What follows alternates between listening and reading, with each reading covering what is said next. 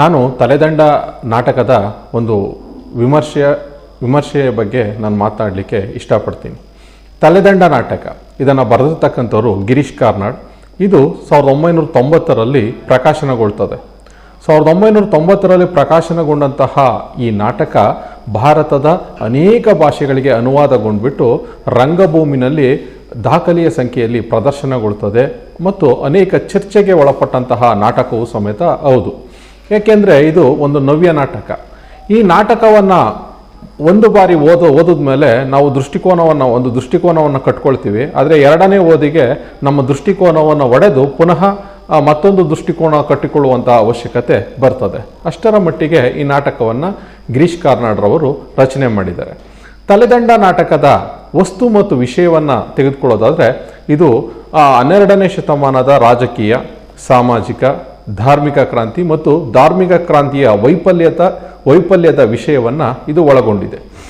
ಮೊಗೆದಷ್ಟು ನೀರು ಬಿತ್ತಿದಷ್ಟು ಬೀಜ ಎನ್ನುವಂತಹ ಮಾತಿನಂತೆ 12ನೇ ಶತಮಾನದ ವಸ್ತು ವಿಷಯಗಳೇನಿದ್ದಾವೆ, ಅಂದಿನ ಕ್ರಾಂತಿಗಳು, ಅಂದಿನ ಜನರ ಪ್ರತಿಭೆ ಹಾಗೂ ಸಮಾಜದ ಬಗ್ಗೆ ಅವ್ರಿಗಿದ್ದಂತಹ ಕಳಕಳಿಯ ಬಗ್ಗೆ 20ನೇ ಶತಮಾನದಲ್ಲಿ ನಿಂತು ನೋಡುವಂತಹ ಅನೇಕ ನಾಟಕಕಾರರಿಗೆ ಅವರ ನಾಟಕದ ವಸ್ತು ವಿಷಯವಾಗಿ 12ನೇ ಶತಮಾನದ ಕ್ರಾಂತಿ ಮೂಡಿಬರುತ್ತದೆ. ಯಾಕೆಂದರೆ 12ನೇ ಶತಮಾನದಲ್ಲಿ ಕನ್ನಡದ ಮೊಟ್ಟ ಮೊದಲ ಧರ್ಮವಾಗಿರ್ತಕ್ಕಂತಹ ವೀರಶೈವ ಧರ್ಮ ಅಥವಾ ಶರಣ ಧರ್ಮ ಏನಿದೆ 12ನೇ ಶತಮಾನದಲ್ಲಿ ಮೂಡಿಬರ್ತದೆ. ಇದ್ರ ಬಗ್ಗೆ ಪಿ ಲಂಕೇಶ್ ರವರು ಸಂಕ್ರಾಂತಿ ಎನ್ನುವಂಥ ನಾಟಕವನ್ನು, ಡಾಕ್ಟರ್ ಎಚ್.ಎಸ್. ಶಿವಪ್ರಕಾಶ್ ರವರು ಮಹಾಚೈತ್ರ ಎನ್ನುವಂತಹ ನಾಟಕವನ್ನು, ಎಂ ಕಲಬುರ್ಗಿರವರು ಕೆಟ್ಟಿತು ಕಲ್ಯಾಣ ಎನ್ನುವಂಥ ನಾಟಕವನ್ನು, ಚಂದ್ರಶೇಖರ್ ಕಂಬಾರ್ ಅವರು ಶಿವರಾತ್ರಿ ಎನ್ನುವಂಥ ನಾಟಕವನ್ನು ರಚನೆ ಮಾಡಿದ್ದಾರೆ. ಇಲ್ಲಿ ನಾಟಕವನ್ನು ಓದಿದಂತಹ ಜನರು ತಲೆದಂಡ ನಾಟಕ ಅಂತಕ್ಕಂಥದ್ದು ಚಾರಿತ್ರಿಕ ಮತ್ತು ಐತಿಹಾಸಿಕ ವಿಷಯವನ್ನು ಒಳಗೊಂಡಿದೆ ಅಂತ ಒಬ್ರು ಹೇಳಿದ್ರೆ, ಮತ್ತೆ ವಿಮರ್ಶಕರು ಇದು ಆಧುನಿಕೋತ್ತರ ಶೈಲಿಯಲ್ಲಿ ಈ ನಾಟಕ ಮೂಡಿ ಬಂದಿದೆ ಅಂತ ಹೇಳ್ತಾರೆ. ಆದರೆ ಲೇಖಕರೇನು ಹೇಳ್ತಾರೆ, ಈ ನಾಟಕವು ಚಾರಿತ್ರಿಕವೂ ಅಲ್ಲ, ಐತಿಹಾಸಿಕವೂ ಅಲ್ಲ, ಆಧುನಿಕೋತ್ತರವೂ ಅಲ್ಲ, ನಾನು ಸಮಕಾಲೀನ ಪ್ರಜ್ಞೆಯನ್ನು ಇಟ್ಕೊಂಡು ಈ ನಾಟಕವನ್ನು ಬರೆದಿದ್ದೇನೆ ಅಂತಂದ್ಬಿಟ್ಟು ಹೇಳ್ತಾರೆ. ಇಲ್ಲಿ ಈ ತಲೆದಂಡ ನಾಟಕ ಮುಖ್ಯವಾಗಿ ಬಿಜ್ಜಳ ಮತ್ತು ಬಸವಣ್ಣನ ನಡುವೆ ನಡೀತದೆ. ಎರಡನೇ ದೃಶ್ಯದಿಂದ ನಾವು ಹೇಳೋದಾದ್ರೆ, ಬಿಜ್ಜಳ ರಂಭಾವತಿ ದೇವಿಯ ಜೊತೆನಲ್ಲಿ ಚರ್ಚೆಯಲ್ಲಿ ತೊಡಗಿಕೊಳ್ತಾನೆ. ಏನ್ ಚರ್ಚೆ ಅಂತಂದ್ರೆ, ನಾನು 10 ವರ್ಷಗಳ ಕಾಲ ಚಾಲುಕ್ಯ ಮಹಾಪ್ರಭುಗಳ ಒಂದು ಸಾಮ್ರಾಜ್ಯದಲ್ಲಿ ಪಾಳೆಗಾರನಾಗಿದ್ದೆ, 5 ವರ್ಷಗಳ ಕಾಲ ಮಹಾಮಂಡಳಿಕನಾಗಿದ್ದೆ, ಅದೇ ರೀತಿ ಈಗ ಮಹಾರಾಜ ಆಗಿದ್ದೀನಿ. ನನ್ನ ಪ್ರತಿಷ್ಠೆಗೆ ತಕ್ಕಂತೆ ಚಾಲುಕ್ಯರು, ಗಂಗರು, ರಾಷ್ಟ್ರಕೂಟರು, ಹೊಯ್ಸಳ ಸಾಮ್ರಾಜ್ಯದ ರಾಜಕುಮಾರಿಯರನ್ನ ಮದುವೆಯಾಗಿದ್ದೇನೆ. ಆದರೂ ಸಮೇತ ಜನರು ನನ್ನನ್ನು ಗುರುತಿಸುವುದು ಕಲಾಚೂರಿ, ಕತ್ತಿ ಚೂರಿ, ಅಂದರೆ ನಾನು ಕ್ಷೌರಿಕ ವೃತ್ತಿಯವನು ಅಂತಂದ್ಬಿಟ್ಟು ಈ ಬಿಜ್ಜಳ ಸಾಮ್ರಾಜ್ಯದ ಒಬ್ಬೊಬ್ಬ ಚಿಕ್ಕ ಹುಡುಗನನ್ನು ಕೇಳಿದ್ರು ನನ್ನ ಜಾತಿಯ ಹಿನ್ನೆಲೆಯನ್ನ ಹೇಳ್ತಾನೆ.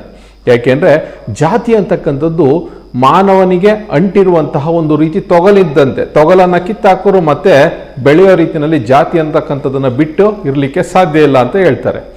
ಮುಂದುವರೆದು ಬಿಜ್ಜಳ ಹೇಳ್ತಾನೆ, ಈ ಜಾತಿಯನ್ನ ಬಿಟ್ಟು ಒಬ್ಬ ಮನುಷ್ಯನಂತೆ ನನ್ನನ್ನು ಕಂಡವನು ಬಸವಣ್ಣನೊಬ್ಬನೇ. ಆತ ಮಾತ್ರ ನನ್ನ ಕಣ್ಣಲ್ಲಿ ಕಣ್ಣಿಟ್ಟು ಒಬ್ಬ ಮನುಷ್ಯನಂತೆ ಕಂಡಂತಹವನು ಬಸವಣ್ಣ ಅಂತಂದ್ಬಿಟ್ಟು ಹೇಳ್ತಾನೆ. ರಂಭಾವತಿ ದೇವಿ ಹೇಳ್ತಾಳೆ ಅದಕ್ಕೆ, ನೀವೊಂದು ಕೆಲಸ ಮಾಡಿಬಿಡಿ, ಬಸವಣ್ಣ ಇಷ್ಟೆಲ್ಲ ಹೇಳಿದಾನಲ್ವಾ, ಅವನ ಶರಣ ಧರ್ಮವನ್ನು ನೀವು ಸೇರ್ಕೊಬಿಡಿ ಅಂತ ಹೇಳಿದಾಗ ಬಿಜ್ಜಳ ಹೇಳ್ತಾನೆ, ಬಸವಣ್ಣ ಕಳಬೇಡ, ಕೊಲಬೇಡ, ಉಸಿಯ ನುಡಿಯಲು ಬೇಡ, ತನ್ನ ಬಣ್ಣಿಸಬೇಡ, ಇದಿರ ಅಳಿಯಲು ಬೇಡ, ಇದೇ ಅಂತರಂಗ ಶುದ್ಧಿ, ಇದೇ ಬಹಿರಂಗ ಶುದ್ಧಿ ಅಂತ ಹೇಳ್ತಾನೆ. ಇಷ್ಟೆಲ್ಲ ಬೇಡಗಳನ್ನು ಅಂದರೆ ಕಳತನ ಮಾಡೋದು, ಕೊಲ್ಲೋದು, ಸುಳ್ಳು ಹೇಳೋದು, ತನ್ನನ್ನು ತಾನು ಹೊಗಳ್ಕೊಳ್ತಕ್ಕಂಥದ್ದು, ಬೇರೆಯವ್ರನ್ನ ನಿಂದಿಸ್ತಕ್ಕಂಥದ್ದು, ಇಷ್ಟೆಲ್ಲ ಬೇಡಗಳನ್ನು ಇಟ್ಕೊಂಡು ನಾನು ರಾಜಕೀಯ ಹೇಗೆ ಮಾಡಲಿ ಅಂತ ಹೇಳ್ತಾನೆ. ಅಂದರೆ ಬಿಜ್ಜಳನಿಗೆ ಈ ಬಸವಣ್ಣನ ಕಾಯಕದ ತತ್ವ, ಶರಣ ಮತದ ತತ್ವ ಅಂತಕ್ಕಂಥದ್ದು ತುಂಬ ಇಷ್ಟ ಆಗ್ತದೆ. ಆದರೆ ಒಬ್ಬ ರಾಜನಾಗಿ ಅದನ್ನು ಅನುಸರಿಸಲು ಆತ ವಿಫಲನಾಗೋದನ್ನು ಈ ನಾಟಕದ ತುಂಬ ಕಾಣ್ತೇವೆ. ತಲೆದಂಡ ಅಂತಿದ್ದಂಗೆ ಒಂದು ಶಿಕ್ಷೆಯ ಪ್ರಕಾರ, ಒಂದು ಶಿಕ್ಷೆಯ ರೂಪದಲ್ಲಿ ತನ್ನ ತಲೆಯನ್ನು ಕತ್ತರಿಸಿಡ್ತಕ್ಕಂಥದ್ದು, ಇದನ್ನು ಈ ರೀತಿಯಾಗಿ ವಿವರಣೆ ಕೊಡ್ತೀವಿ. ಆದರೆ ಈ ನಾಟಕದಲ್ಲಿ ಮನುಷ್ಯರನ್ನು ಕೊಲ್ಲುವುದಕ್ಕಿಂತ ಬಸವಣ್ಣನವರು ಬದುಕಿದ್ದಂತಹ ಕಾಲದಲ್ಲೇ ಅವರ ಮೌಲ್ಯಗಳು ತಲೆದಂಡ ಆಗ್ತಕ್ಕಂಥದ್ದನ್ನು ನಾವು ಕಾಣ್ತೇವೆ. ಮೊದಲಿಗೆ ಇಲ್ಲಿ ತಲೆದಂಡ ಆಗ್ತಕ್ಕಂಥದ್ದು ಏನಪ್ಪ ಅಂದ್ರೆ, ಬಸವಣ್ಣನವರು ಹೇಳ್ತಾರೆ, ಉಳ್ಳವರು ಶಿವಾಲಯವ ಮಾಡುವರಯ್ಯ, ನಾನೇನ ಮಾಡಲಿ ಬಡವನಯ್ಯ ಎನ್ನ ಕಾಲೇ ಕಂಬ, ದೇಹವೇ ದೇಗುಲ, ಶಿರವೇ ಒನ್ನ ಕಳಸವಯ್ಯ ಅಂತಂದ್ಬಿಟ್ಟು ಅವ್ರು ಹೇಳ್ತಾರೆ.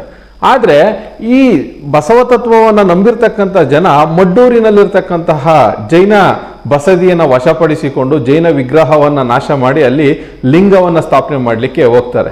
ಈ ರೀತಿ ಬಸವಣ್ಣನವರು ಸ್ಥಾವರದಿಂದ ಜಂಗಮದ ಕಡೆಗೆ ಹೋದರೆ ಬಸವಣ್ಣನ ಅನುಯಾಯಿಗಳು ಮತ್ತೆ ಜಂಗಮದಿಂದ ಸ್ಥಾವರದ ಕಡೆಗೆ ಹೋಗ್ತಕ್ಕಂಥದ್ದು, ಬಸವಣ್ಣನವರ ಮೌಲ್ಯಗಳು ನಾಶ ಆಗ್ತಕ್ಕಂಥದ್ದನ್ನ ನಾವು ಈ ನಾಟಕದಲ್ಲಿ ಕಾಣ್ತೇವೆ.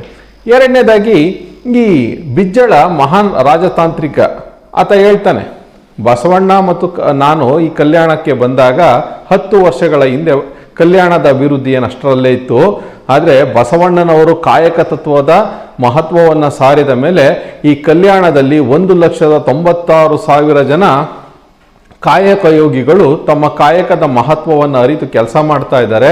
ಇದರಿಂದ ಬೆಳಗಿನಿಂದ ಸಾಯಂಕಾಲದವರೆಗೂ ಕೆಲಸವನ್ನು ಮಾಡಿದಂತಹ ಮಂದಿ ಏನು ಹೇಳ್ತಾ ಇದ್ದಾರೆ, ನಮ್ಮ ಇಂದಿನ ದಾಸೋಹಕ್ಕೆ ಮಾತ್ರ ಹಣವನ್ನು ಕೊಡಿ, ಹೆಚ್ಚು ಹಣ ನಮಗೆ ಬೇಡ, ಈ ಸಕ್ಕಿ ಯಾಕೆ ಆಸೆ ನಮಗೆ ಕಯ್ಯ, ಆಸೆ ಎಂಬುದು ಅರಸಂಗಲ್ಲದೆ ಶಿವಭಕ್ತರಿಗುಂಟೆ ಅಯ್ಯ ಎನ್ನುವಂತಹ ತತ್ವಕ್ಕೆ ಅಂಟುಕೊಂಡಿದ್ದಾರೆ. ಇದರಿಂದ ಇಲ್ಲಿ ಕಳ್ಳತನ ಇಲ್ಲ, ಸುಳ್ಳೇಳೋರಿಲ್ಲ, ಕಾಯಕದ ಮಹತ್ವವನ್ನು ಅರಿತು ಕೆಲಸ ಮಾಡೋರು ಬಹಳಷ್ಟು ಮಂದಿ ಇದ್ದಾರೆ ಅನ್ನೋದ್ರಿಂದ ಅನೇಕ ಜನ ವ್ಯಾಪಾರಿಗಳು ಈ ಕಲ್ಯಾಣಕ್ಕೆ ಆಗಮಿಸ್ತಾ ಇದ್ದಾರೆ. ಕಲ್ಯಾಣಕ್ಕೆ ಆಗಮಿಸಿ ಇಲ್ಲಿ ವ್ಯಾಪಾರವನ್ನು ಮಾಡಿ ಅಪಾರವಾದ ಹಣವನ್ನು ಗಳಿಸ್ತಾ ಇದ್ದಾರೆ. ಆ ಹಣದಲ್ಲಿ ಒಂದಷ್ಟು ಪಾಲನ್ನ ಮಹಾಮನೆಗೂ ಸಮೇತ ಅವರು ತುಂಬು ಮನಸ್ಸಿನಿಂದ ಕೊಡ್ತಾ ಇದ್ದಾರೆ. ಇದರ ಯಾವುದರ ಅರಿವು ಸಮೇತ ಸೋವಿದೇವ ಅಂತಕ್ಕಂತಹ ಈ ಬಿಜ್ಜಳನ ಮಗನಿಗಾಗಲಿ ಮತ್ತೆ ಈ ಸನಾತನ ಧರ್ಮದ ತತ್ವವನ್ನೇ ಅನುಸರಿಸಿಕೊಂಡು ಹೋಗ್ತಕ್ಕಂತಹ ಈ ದಾಮೋದರ ಭಟ್ಟ ಆಗಲಿ, ಮಂಚಣ್ಣ ಕ್ರಮಿತ ಆಗಲಿ, ಇವ್ರ್ಯಾರಿಗೂ ಇಲ್ಲ.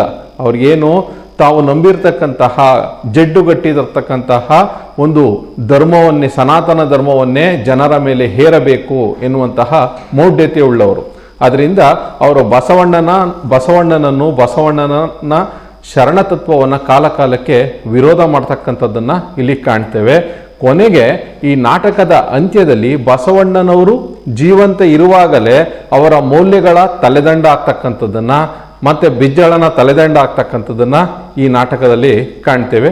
ಇಷ್ಟನ್ನ ಮಾತನಾಡಲಿಕ್ಕೆ ಅವಕಾಶ ಮಾಡಿಕೊಟ್ಟಂತಹ ತಮ್ಮೆಲ್ಲರಿಗೂ ವಂದಿಸ್ತಾ 2 ಮಾತನ್ನ ಮುಗಿಸ್ತೇನೆ.